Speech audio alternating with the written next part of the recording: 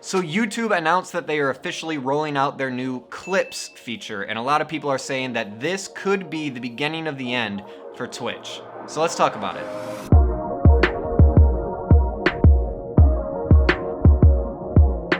One of the favorite mechanics of live stream that people love on Twitch is that when you have this really long live stream, you're bound to have a couple exciting highlighted moments that are in short segments.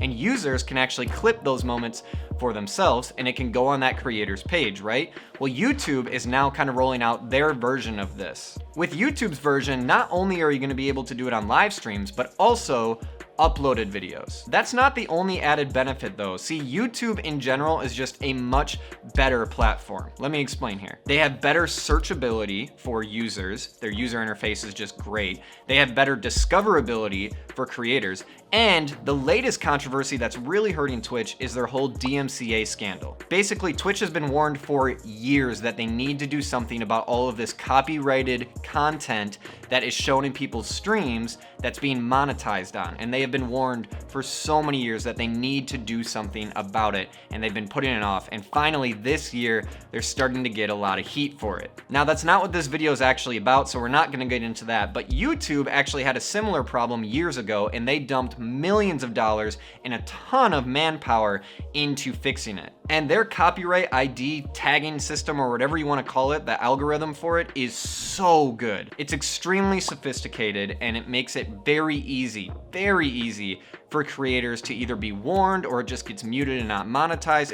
It's a very clean way of handling it instead of just immediately deleting your content or banning your channel like Twitch. It's not perfect, but it's a heck of a lot better than Twitch's, and it makes it a lot more appealing to creators to upload content there. So now that YouTube has shown that they kind of are interested in people coming and really treating live streaming as a main source of entertainment on their platform, it's getting a lot of creators excited. But let's talk about the actual clip button and what it looks like and what it does. As you'd expect, you'd be able to actually clip a portion of a video and then kind of publish it. The UI is really smooth for this, already way smoother than Twitch's. But the coolest part about this, in my opinion, is if you take that clip and you share it on social media, when people see that little clip that you shared and they click on it, it will take them directly to the source video as an overlay. This is gonna make it so much easier for creators to encourage people to clip and share it on social media, or they can really just clip themselves and share it on social media,